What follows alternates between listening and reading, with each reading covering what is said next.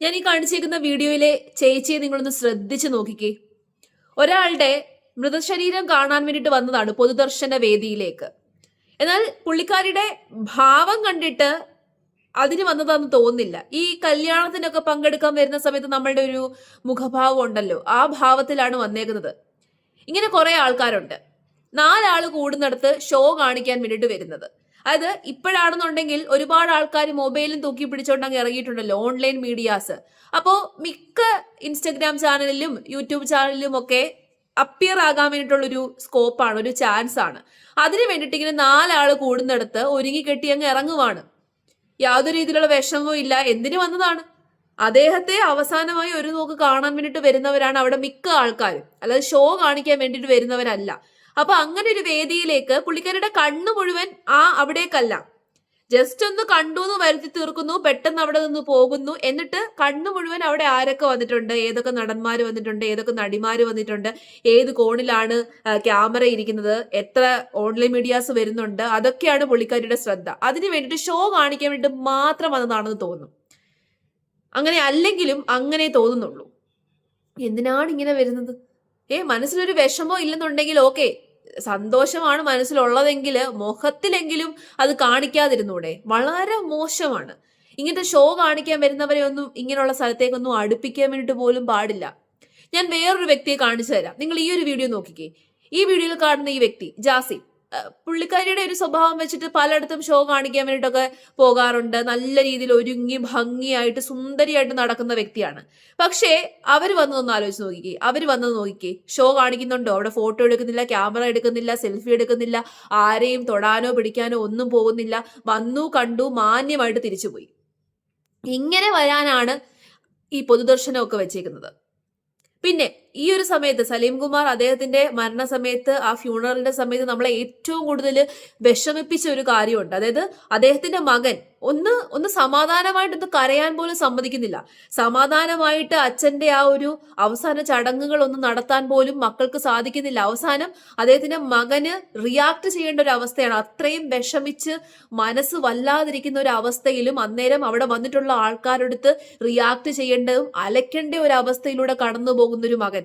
എന്നാൽ അത് അപ്പോൾ തന്നെ കേരള പോലീസിന്റെ ശ്രദ്ധയിൽപ്പെടുകയും നമ്മുടെ പോലീസുകാരുടെയും നമ്മുടെ മാധ്യമങ്ങളുടെയും ഒക്കെ ശ്രദ്ധയിൽപ്പെടുകയും അതിന് ഇമ്മീഡിയറ്റ് ആയിട്ടുള്ള ആക്ഷൻ എടുത്തു എന്ന് പറയുമ്പോൾ വളരെയധികം സന്തോഷമുണ്ട്. അത് വളരെ നല്ല കാര്യമാണ്. കുറെ നാളുകൊണ്ട് നമ്മൾ എല്ലാവരും ആഗ്രഹിച്ചൊരു കാര്യമാണ്. കാരണം ഈ ഓൺലൈൻ മീഡിയാസിനൊരു നിയന്ത്രണം കൊണ്ടുവരേണ്ടത് വളരെ അത്യാവശ്യമായിരുന്നു. ഒരു ലെക്കും ലൈസൻസും ഒന്നുമില്ലാതെ കാണുന്നിടത്തെല്ലാം കയറി ചെല്ലുന്നു, ഫോൺ കൊണ്ട് ആവശ്യമില്ലാത്ത വീഡിയോസ് പിടിക്കുന്നു. പക്ഷേ ഒരു കാര്യം നിങ്ങൾ ശ്രദ്ധിച്ചിട്ടുണ്ടോ? ഇപ്പൊ കുറച്ച് ദിവസങ്ങളായിട്ട് റീസെന്റ് ആയിട്ട് സോഷ്യൽ മീഡിയ നടക്കുന്ന ഒരു ട്രെൻഡ്, സോഷ്യൽ മീഡിയയിൽ പണ്ടും ഒരുപാട് നെഗറ്റീവ് ആയിട്ടുള്ള നമ്മുടെ സമൂഹത്തിലെ കാര്യങ്ങൾ വരാറുണ്ടായിരുന്നു. ഒരു ഉദാഹരണം പറഞ്ഞു കഴിഞ്ഞാൽ, ആരെങ്കിലും എവിടെയെങ്കിലും നിന്ന് എന്തെങ്കിലും ഒരു തെറ്റായ കാര്യങ്ങൾ ചെയ്യുവാണെന്നുണ്ടെങ്കിൽ അത് സോഷ്യൽ മീഡിയയിൽ വരുവാണെന്നുണ്ടെങ്കിൽ അത് അങ്ങനെ പോലീസുകാർ വലിയ ശ്രദ്ധ കൊടുക്കത്തില്ലായിരുന്നു. പക്ഷെ ഇപ്പോ പെരുമ്പാവൂരിൽ ഒരു സംഭവം ഉണ്ടായി. അത് അപ്പൊ തന്നെ പോലീസുകാർ കാണുകയും ഓപ്പറേഷൻ തൂഫാൻ എന്നതിന്റെ പേരിൽ അവിടെ ചെന്നു അവരെ എല്ലാരും തൂത്തുവാരി എടുത്തോണ്ട് പോകുന്നത് നമ്മൾ കണ്ടു. അപ്പോൾ റീസെന്റ് ആയിട്ട് വളരെയധികം സോഷ്യൽ മീഡിയ നടക്കുന്ന കാര്യങ്ങൾ പോലീസിന് ശ്രദ്ധയിൽപ്പെടുകയും അതിനെതിരെ ആക്ഷൻ എടുക്കുകയും ചെയ്യുന്നു. ആഭ്യന്തരമന്ത്രി ആയിക്കോട്ടെ, നമ്മുടെ മുഖ്യമന്ത്രി ആയിക്കോട്ടെ അതിനെതിരെ പ്രതികരിക്കുന്നുണ്ട്, അതിനെതിരെ പെട്ടെന്ന് നിയമം കൊണ്ടുവരുന്നു. അത് വളരെ നല്ലൊരു കാര്യമാണ്. ഇതിനെപ്പറ്റി മെൻഷൻ ചെയ്തുകൊണ്ട് കേരള പോലീസിന്റെ അക്കൗണ്ടിൽ ഇട്ട പോസ്റ്റ് ആണ് ഞാൻ ഈ കാണിച്ചേക്കുന്നത്. ഇതിൽ കൃത്യമായിട്ട് പറഞ്ഞിട്ടുണ്ട്, ഇങ്ങനെ ക്യാമറയും തൂക്കി പിടിച്ച് മറ്റൊരാളുടെ സ്വകാര്യതയിലേക്ക് കടന്നു ചെല്ലുന്നത് ഇനി ശിക്ഷാർഹമാണ് എന്ന്. ഒരാളുടെ പ്രൈവസിയാണ്. ഇപ്പോൾ ഏതെങ്കിലും ഒരു സിനിമാ നടി ആയിക്കോട്ടെ, സോഷ്യൽ മീഡിയയിൽ ഫെയിം ആയിട്ടുള്ള ആൾക്കാരായിക്കോട്ടെ, ഇതിലേയും കൂടെ പോയി കഴിഞ്ഞാൽ അവരെ പുറകെ പോവുക. ഇനിയിപ്പം ആറ്റുകാൽ പൊങ്കാലയ്ക്ക് വെച്ച് നടന്നത് നിങ്ങൾ കണ്ടയാണല്ലോ. പെണ്ണുങ്ങൾക്ക് കുനിഞ്ഞു നിൽക്കാൻ പറ്റാത്ത അവസ്ഥയായിപ്പോയി. അവിടെ വരെ ക്യാമറയും കൊണ്ട് വന്നേക്കാണ്. ഇപ്പൊ ഏതെങ്കിലും സിനിമാ നടി പൊങ്കാല ഇടുന്നുണ്ടെങ്കിൽ സിനിമാ നടിയുടെ പുറകിൽ നിന്നുള്ള ദൃശ്യം, സൈഡിൽ നിന്നുള്ള ദൃശ്യം, ഫ്രണ്ടിൽ നിന്നുള്ള ദൃശ്യം, കുനിഞ്ഞു നിന്നാൽ അങ്ങനെയുള്ള ദൃശ്യം, അങ്ങനെ കാണുന്നതെല്ലാം പിടിച്ച് സോഷ്യൽ മീഡിയയിൽ ഇടാൻ വേണ്ടി കുറെ എണ്ണം മൊബൈലും പൊക്കി പിടിച്ചുകൊണ്ട് നടക്കുന്നുണ്ട്. ഓക്കെ, ബാക്കി സാഹചര്യത്തിൽ എങ്ങനെയെങ്കിലും ഓക്കെ. പക്ഷെ ഇത് ഒരാൾ മരണപ്പെട്ട് കിടക്കുകയാണ്, അവരുടെ കുടുംബത്തിന് വിഷമിക്കാൻ പോലും പറ്റുന്നില്ല. എന്നിട്ട് കുറെ ക്യാപ്ഷനും, സലീം കുമാറിന്റെ മകൻ കരയുന്നത് കണ്ടില്ലേ, ചന്തു കരഞ്ഞുകൊണ്ട് തീ കൊളുത്തുന്നത് കണ്ടില്ലേ. എന്തുവാന്നേ, ഒരു ഔചിത്യം വേണ്ടേ, ഒരു ബോധം വേണ്ടേ? അപ്പൊ അവർക്കെതിരെയിട്ട പോസ്റ്റാണ്. ഇനി ശക്തമായ നിയമ നടപടികൾ ഉണ്ടാവും. ഇനി അതിനെതിരെ നിയമം കൊണ്ടുവരും. സത്യത്തില് ഇത്തരക്കാർക്കൊക്കെ ലൈസൻസ് വേണം. നമ്മുടെ നാട്ടിൽ പ്രവർത്തിക്കുന്ന മീഡിയ പ്ലാറ്റ്ഫോമുകൾക്കൊക്കെ ലൈസൻസ് ഉണ്ട്. നമ്മൾ ദിനം പ്രതി വാർത്ത കേൾക്കുന്ന മീഡിയ പ്ലാറ്റ്ഫോമുകൾക്കൊക്കെ ലൈസൻസ് ഉണ്ട്. അവർ വാർത്ത റിപ്പോർട്ട് ചെയ്യാൻ വേണ്ടിയിട്ട് ലൈസൻസ്ഡ് ആയിട്ട് കൃത്യമായിട്ടുള്ള ലൈസൻസ് ഒക്കെ എടുത്തതിന് ശേഷമാണ് അവർ വാർത്ത റിപ്പോർട്ട് ചെയ്യുന്നത്. ഇനി ഇതുപോലുള്ള ഓൺലൈൻ മീഡിയാസിനും ലൈസൻസ് കൊടുക്കണം. എങ്കിൽ മാത്രമേ ഇവർക്ക് നിയന്ത്രണം ഉണ്ടാക്കാൻ പറ്റത്തുള്ളൂ, ഇവരെ നിയന്ത്രിക്കാൻ പറ്റത്തുള്ളൂ. നമ്മൾ കുറേ നാളുകളായിട്ട് ആഗ്രഹിക്കുന്നതാണ്. പല വീഡിയോസിൽ ഞാൻ തന്നെ പറഞ്ഞിട്ടുണ്ട്, ഇവരുടെ ഈ ഒരു കടന്നുകയറ്റത്തിനൊരു നിയന്ത്രണം വരണം. പക്ഷെ ഇതുവരെയും അതിനൊരു നിയന്ത്രണം ഉണ്ടായില്ല. എന്നാൽ ഇനി അതിനെതിരെ ഒരു നിയന്ത്രണം ഉണ്ടാകും എന്ന് തന്നെയാണ് പറഞ്ഞിരിക്കുന്നത്. അത് വളരെ നല്ല കാര്യമാണ്. അപ്പോൾ തന്നെ അത് നോട്ടീസ് ചെയ്ത് അതിനെതിരെ പ്രതികരിച്ചത് നല്ല കാര്യം തന്നെയാണ്. 3 വർഷം വരെ തടവ് ശിക്ഷ കിട്ടാവുന്ന ഒരു ഒഫൻസാണ്. മറ്റൊരാളുടെ സ്വകാര്യതയിലേക്ക് അവർ അനുവാദമില്ലാതെ ഇടിച്ചു കയറാതിരിക്കുക. ഓക്കെ, ഇവരെല്ലാവരും പറയുന്നത് ഇവർ പബ്ലിക്കിന്റെ മുമ്പിൽ വീഡിയോസ് ഇടുന്നുണ്ട്, പബ്ലിക്കായിട്ട് അവർ എല്ലാം കാണിക്കുന്നുണ്ട്, പിന്നെ ഞങ്ങൾക്ക് എന്തുകൊണ്ട് വീഡിയോ എടുത്തുകൂടാ എന്നൊരു മൈൻഡ് സെറ്റ് ഇവർക്കുണ്ട്.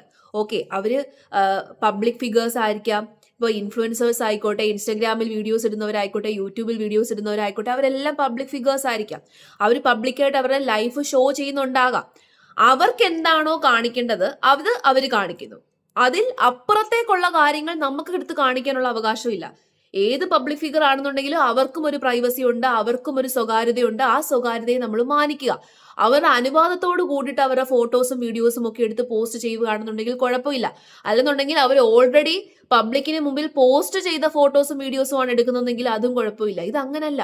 അവർ പോകുന്നതിന്റെ എല്ലാം പുറകിൽ ചെന്ന് അതൊക്കെ എടുത്തങ്ങ് വീഡിയോ ഇടുവാണ്. ഒരാൾ മരണപ്പെട്ട് കിടക്കുമ്പോഴെങ്കിലും ആ ഒരു ഔചിത്യം കാണിക്കണം. എവിടെ എന്ത് എങ്ങനെ ചെയ്യണമെന്നുള്ള ഒരു ബോധമില്ലാതെ പ്രവർത്തിക്കുന്ന ഇത്തരക്കാർക്ക് നിയന്ത്രണം കൊണ്ടുവരിക തന്നെ ചെയ്യണം.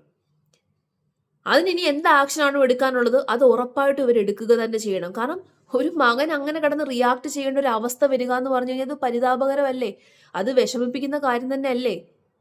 വളരെ മോശമായിട്ടുള്ള ഒരു ഇൻഫ്ലുവൻസ് ആണ് ഇപ്പോൾ ഈ ഓൺലൈൻ മീഡിയാസ് സൃഷ്ടിച്ചുകൊണ്ടിരിക്കുന്നത്.